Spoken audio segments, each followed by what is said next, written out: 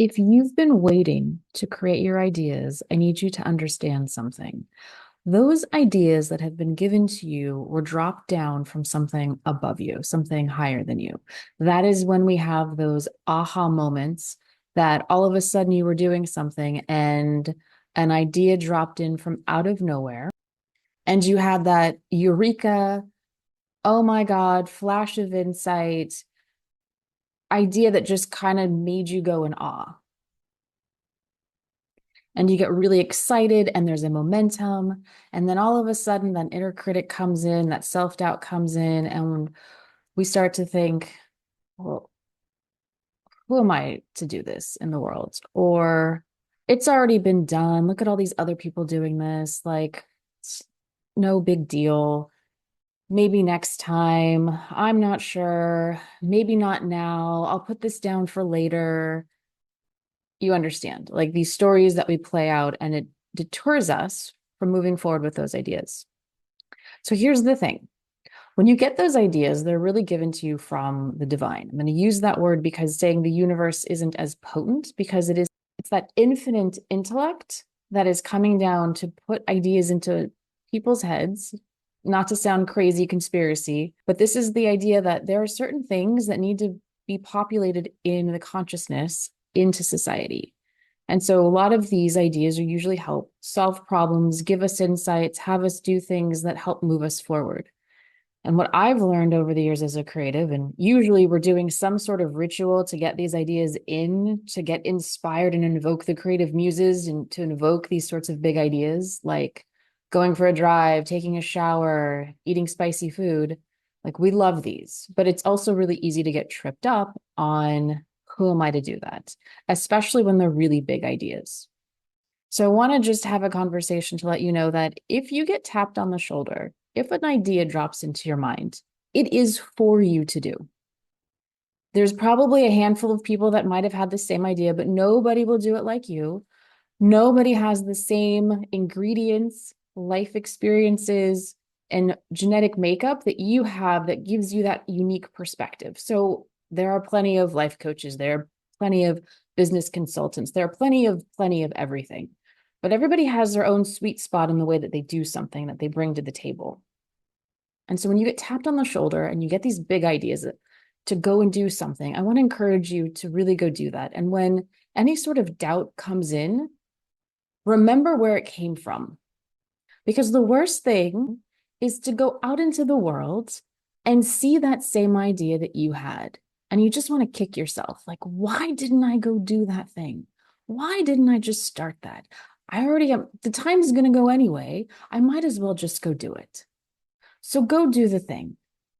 And I know it's easier said than done, but after a while and you start to just move through your ideas, it gets easier, which is why I always love to encourage everybody to do creative projects, to just start little hobbies and get used to that creative process where you get an idea and you start to put something down into the world. And usually the translation between what's in your head and what gets put into paper, put on into a material, doesn't always look the way we think or hope it's going to look. And then we have to like wrestle with the medium that we're working with, whether it's actual art, writing, building, to make it look close to what it is that we had in our head. This is the plight of the artist. This is how we all have to move through the realities of the material world. But we still want to hold that vision and that insight of this is the idea, this is the purity of what I want to create, what I was given to create. It doesn't matter what it is, and to put it out in the world. And a lot of times we get these ideas and we sit with them and we're not really sure what next. And when we co-create with spirit, when we co-create with something bigger than us, the first action is that you have to go first. You have to take the first step and you have to go first. The universe is going to be reflective of the actions that you take. And there's always a time to be in action as well as be receptive and to lean back. And we do this daily. We're up and we're moving around during the day, and then at night we sleep, and we mimic this energetic cycle every single day.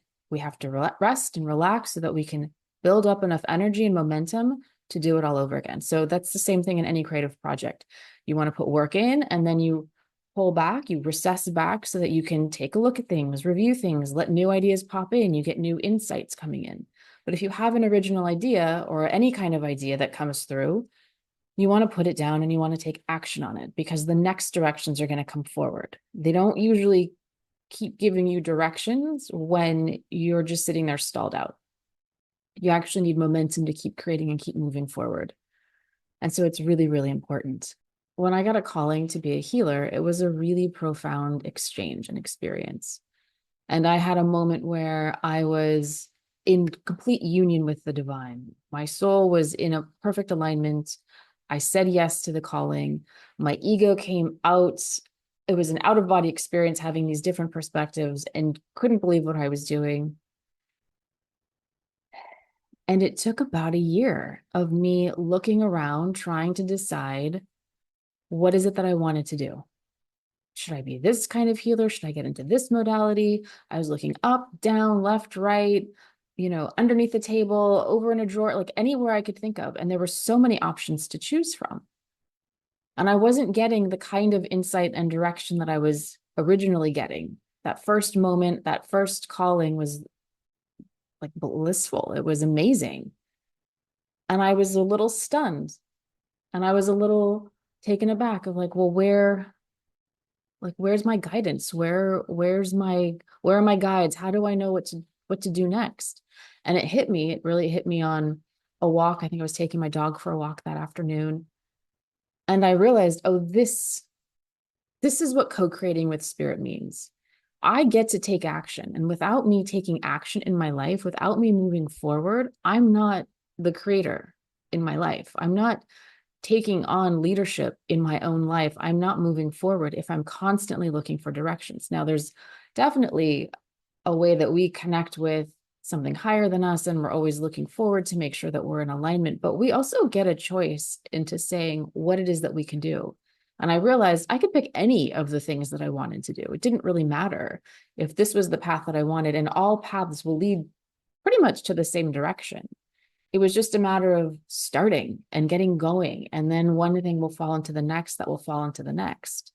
And so I realized that when I get really clear about what it is that I want to do and what I want to experience, and it's in alignment with my values and my integrity and where I want to go in my vision, I'm in the right place. I'm always on the right path, but I have to go first. I can't keep waiting for instructions. I'll get instructions along the way. I have a mentor that likes to say, action breeds clarity. That until you start taking action, you're never really going to know what the next clear step is. And I've been learning that over and over again, like even more, and really understanding the momentum in action with things that make us feel, or make me feel, a little nervous, a little fearful. And once you start moving through that, those emotions tend to dissipate, or if they are there over time, they just kind of recess. They don't really hold as much weight or power, because you've proven to yourself that you've done the thing that you were so nervous and fearful to do in the first place. So they kind of go away. So take the actions with the ideas that you get. They're needed. And especially if they were inspired and given to you, and you had those aha moments and that insight, they're really meant for you to deliver out into the world. I have a few ideas that came down to me, and I was told other people have been doing some of this work. I'm not new to the scene, but I have a unique take on my background. So I have an opportunity to put my 2 cents in and to offer up some work. And I was shown that in the next generation, there's one person that's going to benefit from this work, that's going to take it and do something even bigger and better with it. I may never meet this person. It may be after I no longer am on this planet. Not for me to know. It's just for me to do the work. And if I don't do the work, someone else will. Because if it's that important, it's going to go out into the world. And not to add any level of scarcity, but there's the sense of you're given these ideas for a reason. It's so that other people can benefit from them. It's so other people can move with that information into their own lives. So when you hold it back, when you safeguard it, it's really a detriment to everyone else. And it's also an indication that you're probably not going to get any more instructions until you fulfill the ones that you were given. This is what I get from my intuition when I start moving in my projects. So I'm giving you what I've been told in my own work. And I don't think it's any different because it's such a collective understanding that until you take action on it, you're not going to get much more information, because what's the point of giving any of us more downloads, more information, if all you're going to do is sit with it? It's, the divine, like, as we're connected, we're all connected. All the energy is all circulating all around. And if we're able to help people and we're open to it and we want to take those actions, those are the people that are going to get the insights because they're moving with it, because they're doing something with it. So take action. Even if they're little tiny shuffled baby steps to move forward, you're still moving forward. You're still gaining momentum. And over time, it's going to get simpler and simpler. But if the self-doubt starts to come in, if the fear, if the I don't know who am I, well, you got the information. Not everybody got that insight. Not everybody got that download. Not everybody got that eureka moment or inspiration to do that thing.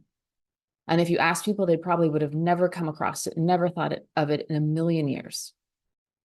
So go create that thing. Go first, and the universe will follow you. I know it's been said a lot, but I want to just frame it in a way where it's for other people. It's so that you can evolve as yourself, but it's also to help other people. There's a reason why you're being asked and given this insight to create for others. So thank you so much for being here. I love you all, and I will see you in the next one. Take care. Bye.